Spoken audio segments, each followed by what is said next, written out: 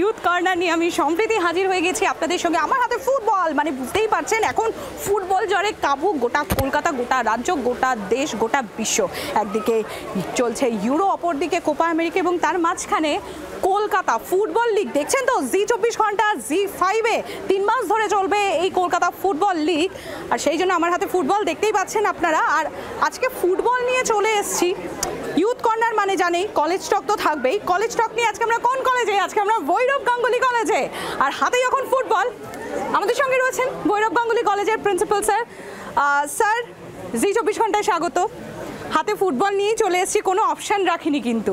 তাহলে কি এই রিলেটেড আজকে কিছুতে আমরা এই আড্ডা জমিয়ে উঠবো, এই তর্ক বিতর্ক জমিয়ে তুলবো? একদম, মানে প্রথমেই আমি জি24 ঘন্টাকে অসংখ্য ধন্যবাদ জানাই ভৈরব গাঙ্গুলি কলেজে ইউথ কর্নারের এই প্রোগ্রামটা করবার জন্য। আজকের আমাদের টপিকই হচ্ছে যে বাঙালির সেরা খেলা তুমি ফুটবল, এবং পক্ষে এবং বিপক্ষে আপনারা পক্ষের ভিড় দেখেই বুঝতে পারবেন যে পক্ষটাই মানে আমরা জিতবো, আর বাকি দিকটা হচ্ছে পুরোটাই বিপক্ষে। দেখুন কয়েকজন, কাজে বোঝাই যাচ্ছে প্রথমেই যে আমরা কতটা এগিয়ে আছি। সব খেলার সেরা বাঙালির তুমি ফুটবল, প্রচুর জাদু আছে কিন্তু ফুটবল এই নামটাতেই। পক্ষে যতই প্রিন্সিপাল স্যার বলুন বেশি, বিপক্ষে মানে এই সাইডেও কিন্তু কম নয়। দেখতেই পাচ্ছ, মানে বিপক্ষে মানে এই নয় যে আমরা ফুটবলের বিপক্ষে বা আমরা ফুটবলের পক্ষে। বিপক্ষে মানে এই যে ফুটবল ছাড়াও আমাদের বেঙ্গল, আমাদের কলকাতা, আমাদের রাজ্য খেলাধুলাতে কোনো অংশে কিন্তু পিছিয়ে নেই, তাই তো? তাই আজকে এই বিপক্ষে আর পক্ষে কি করো বলুন? বাঙালি, ওই যে বললাম সব খেলা সেরা বাঙালি তুমি ফুটবল। তাহলে এক কাজ করি, পক্ষপাতিত্ব না করে পক্ষে দিয়েই শুরু করি, তারপর চলে যাবো বিপক্ষের কাছে। কেন ফুটবল বাঙালির সেরা খেলা? বাঙালির সেরা ফুটবল কারণ হচ্ছে আমাদের এই যে ফুটবলটা, এটা আজকেকার কোনো পরিচিতি নয়, এটা আমাদের ওই মানে ইতিহাস, আমাদের যে ফ্রিডম স্ট্রাগল তার সঙ্গে এবং বর্তমান প্রত্যেকটার সঙ্গে জড়িত, সেই জন্যই ফুটবল। আর সেই জন্যই সেরা ফুটবল সব থেকে। ফুটবলে একটা আলাদাই আনন্দ আছে যেটা অন্য খেলায় নেই। সেটা আমরা শুধু আনন্দ না, আবেগ আছে, আবেগ। যেটা আমরা কোনো খেলাই দেখতে পাই না। Football obviously it's a good game, but আমার মনে হয় আরও কিছু গেমসকে ফেম দেওয়া অবশ্যই উচিত, যাতে ছেলে মেয়েদের ভবিষ্যৎ আরও ভালো উজ্জ্বল হয়। আইপিএল চলাকালীন সময় অনেকেই জানতো না যে ইন্ডিয়া এবং পাকিস্তানের একটি ফুটবল ম্যাচ হচ্ছিল যেখানে ইন্ডিয়া জিতেছে। এটা আমরা পরে স্ট্যাটাস দেখে জানতে পারছি যে ইন্ডিয়া জিতেছে। কারণ আমি এবারে এই জন্য এখানেই বলছি যে আমরা যতই বলি যে আমাদের সবার প্রিয় খেলা ফুটবল, কিন্তু কোথাও কোথাও আমাদের মনে ক্রিকেট একটা অন্যরকম জায়গা করে নিয়েছে। এখন আমার একটা জিনিস মনে হয় যে আমরা ইন্ডিয়ান ফুটবলের সাথে বেঙ্গল ফুটবলকে গুলিয়ে ফেলছি।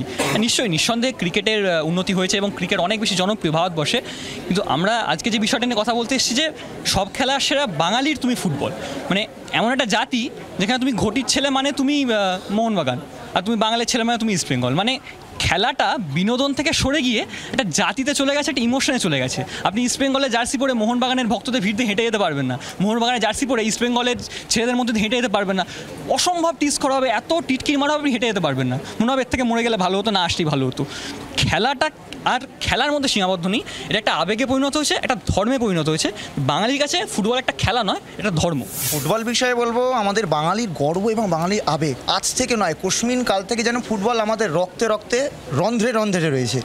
1962 সেই সময় থেকে আর 1958 সেই সময় যে আমাদের বাংলার ফুটবল এবং ভারতীয় ফুটবল তখনকার দিনে ভারতের এশিয়ান ব্রাজিল নামে বিখ্যাত ছিল। 1962 খ্রিস্টাব্দে আমরা জানি ভারত প্রথম এশিয়া গেমসে স্বর্ণপদক জয় করেছিল।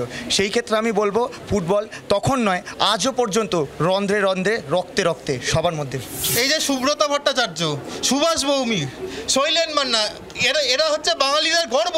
এরা ভারতকে ইন্টারন্যাশনাল ফুটবলে রিপ্রেজেন্ট করেছে এবং ভারতের যে স্বর্ণযুগের কথা বললো সেই ক্ষেত্রে মানে এদের অবদান অনস্বীকার্য। একটা তার ছোট্ট স্ট্যাটিস্টিক্সে আসি যে আমাদের ভারতবর্ষে স্পোর্টস থেকে রেভিনিউ আসে 157 বিলিয়ন ইন্ডিয়ান রুপিস, সেখানে ক্রিকেটে যোগদান থাকে 44 বিলিয়ন রুপিস, যেটা টোটাল ফ্র্যাকশানে 27%। কিন্তু আমাদের সেরা খেলা ফুটবল, আমাদের প্রিয় খেলা ফুটবল থেকে মাত্র 436 মিলিয়ন রুপিস আসে, যেটা টোটাল ফ্র্যাকশানে 0.785%। তাহলে সত্যি কি আমরা বাস্তবটাকে স্বীকার করছি যে আমাদের ফুটবল সেরা খেলা কিনা? একটা সময় হয়তো শৈলেন মান্না ছিল, একটা সময় গোষ্ঠপাল ছিল, কিন্তু এখনকার টাইমসের দিক দিয়ে দেখতে গেলে সব ঘরে ঘরে একটাই নাম, মেসি, না হলে রোনাল্ডো। তাহলে আগেকার সেই 90 দশকের সেই প্লেয়ার্সগুলো তারা কোথায়? হ্যাঁ দেখুন, তো আমার বিপক্ষে যা বন্ধুরা আছে তারা বারবার একটা জিনিস ভুল করেছে, আমার বন্ধুও বললো যে আমরা ন্যাশনাল ফুটবলের কথা বলছি না, কারণ ন্যাশনালে ফুটবলের কি অবস্থান সেটা কিন্তু আমরা সবাই জানি। আমরা বলছি বাংলায় ফুটবল। একটা কথা খুব মানে বেসিক্যালি ভেবে দেখুন যে ইন্ডিয়াতে ফুটবল খেলা কিন্তু খুব একটা পপুলার না, কিন্তু বাংলায় ফুটবলটা চলছে, তার মানে নিশ্চয়ই বাংলার মানুষের আবেগ আছে সেখানে, নাহলে তো বাংলার মানুষ দেখতো না। আজ একটা অবস্থা দেখুন যে মোহনবাগান ইস্টবেঙ্গলের খেলা কিন্তু সবাই দেখে, কিন্তু ইন্ডিয়ান ফুটবল কেউ দেখে না। আমি শুধু একটাই প্রশ্ন করব, আপনার হাতে একটা ফুটবল আছে বা যে কোনো একটা গোল বস্তু আছে, আপনি খেলতে চাইছেন, আপনি রিক্রিয়েশন করতে চাইছেন, আপনি কি করবেন বলটা নিয়ে? আপনি কি তখন ব্যাট খুঁজবেন বা টিটি র্যাকেট খুঁজবেন, না কি করবেন? আপনার হাত আছে বা আপনার পা আছে, আপনি কিন্তু বলটাতে একটা শট মারবেন আপনারই অঙ্গ, আপনার পা দিয়ে। এই জন্য ফুটবল শুধু বাঙালি সেরা খেলা না, ফুটবল মানুষের সেরা খেলা। ম্যাম যেটা বললেন সেটা একদম ঠিক, মানে আমরা ফুটবল দিয়ে অবশ্যই ফুটবল, কিন্তু আমি আরেকটা ধরছি, আমরা মনে করছি আমাদের হাতে একটা ব্যাট আছে, কিন্তু ব্যাট দিয়ে কি এই বল দিয়ে খেলবো? অবশ্যই নয়। আমরা কিছুদিন আগে দেখবো সুনীল ছেত্রী লাইভে এসে বলেছিল তোমরা গ্যালারিতে এসে কেন খেলা দেখছো না।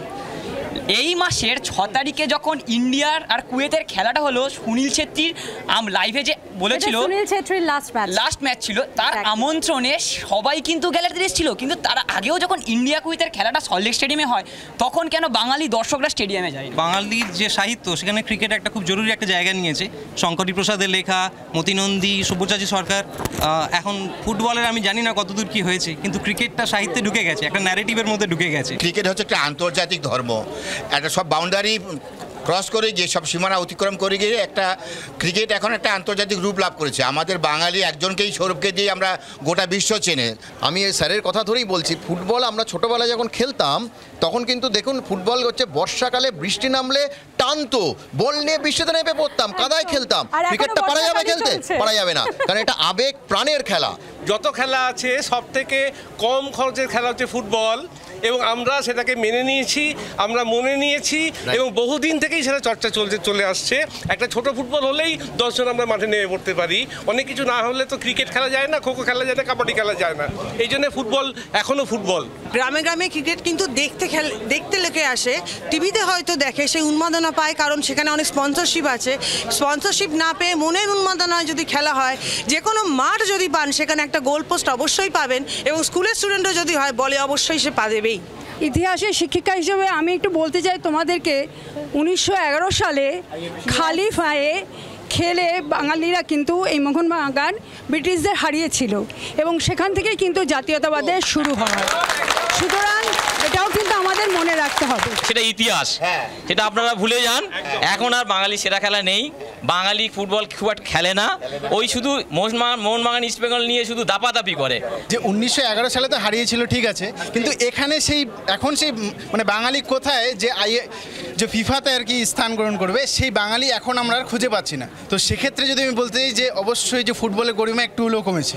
আমাদের অপোনেন্ট একটা দাদা বললো যে ইস্টবেঙ্গল এবং মোহনবাগানের ডার্বিটা, তো ওই ডার্বিটা সত্যি খুব সুন্দর ডার্বি এবং খুব সুন্দর একটা রাইভেলরি, বাট ওইটা নিয়ে যে একটা মানসিক ঝামেলা চলছে, একজন দলের মানুষ আরেকজন দলকে মারছে, তারা নিজেদের শত্রু মনে করছে। আমি যদি ইস্টবেঙ্গলের সাপোর্টার হই, আমি অপোনেন্ট দলের সাপোর্টারকে শত্রু মনে করছি, আর কিছু না। একটা মানসিকতার এখানে ক্ল্যাশ হচ্ছে, এই ক্ল্যাশটা খুব খারাপ জিনিস, যেটা ফুটবল নিয়ে আসছে আস্তে আস্তে। বাঙালির কাছে ফুটবলের যে জার্সিটা, ওটা কিন্তু প্রত্যেক কটা প্লেয়ারের কিন্তু মানে মা, ঘরের যেমন মা হয় তেমন ফুটবল প্লেয়ারদের কাছে প্রত্যেকটা জার্সি, প্রত্যেকটা ক্লাব তাদের মা।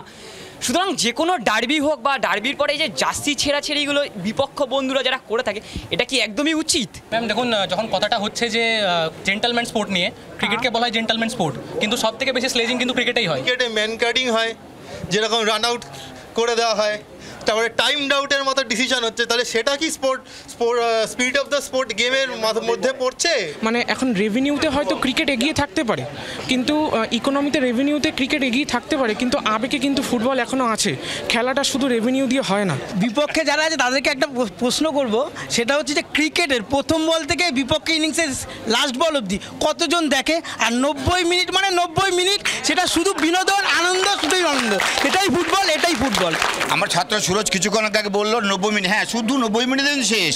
আর একটা লোক ক্রিকেটের প্রতি এত ভালোবাসা, 24টা ঘন্টা দেখে, সকাল 7টায় শুরু হয়ে 5 দিন ধরে টেস্ট দেখে। 2024-এ এসে সারাদিন ক্রিকেট দেখার মতো কারো সময় নেই, 90 মিনিট দেখার মতো সবার সময় আছে।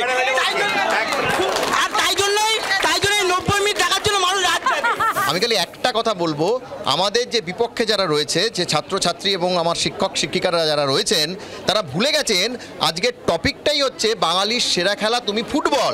ওনারা কম্পেয়ার করছে ক্রিকেট আর ফুটবল, মানে কোন জায়গায়, মানে এখানেই তো ওনারা হাত শেয়ার করে নিয়েছেন। আমরা কিন্তু কেউ খালি ফুটবল নিয়ে বলে গেছি।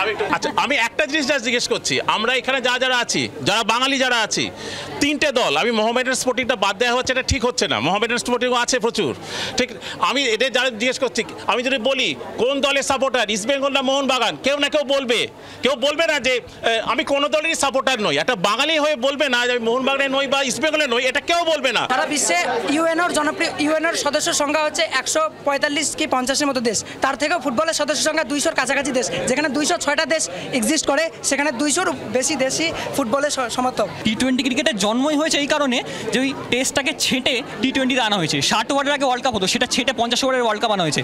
আমি যে প্রত্যেকটা ফুটবল ফ্যানের কথা দিচ্ছি, ফুটবলটা কোনোদিন 90 মিনিট থেকে 45 মিনিট করা হবে না, সেটা প্রয়োজন পড়বে না, কারণ দর্শক 90 মিনিট খেলা হলেও দেখবে সেটা। একটার পর একটা পয়েন্ট হতেই থাকবে, কারণ এই বিতর্কেরও শেষ নেই। কারণ আমরা আজকে কথা বলছি ফুটবল নিয়ে, বাঙালির প্রিয় খেলা, আর বাঙালির সঙ্গে ফুটবল যেটা ওতপ্রোতভাবে জড়িয়ে রয়েছে। আজকে পক্ষে বিপক্ষে সব পক্ষই, বরং বলা ভালো এখানে অধ্যাপকরা, প্রিন্সিপালরাও আজকে স্টুডেন্টস হয়ে গেছেন শুধুমাত্র ফুটবলের জন্য গলা ফাটাতে। সবার জয় হোক এবং সবশেষে ফুটবলের জয় হোক। আর আপনারাও দেখতে থাকুন কলেজ টক ইউথ কর্নারে। এর পরে সেগমেন্টে আপনাদের সঙ্গে আমি সম্প্রীতি হাজির থাকছি অন্য কিছু নিয়ে। আর দেখতে থাকুন জি 24 ঘন্টা।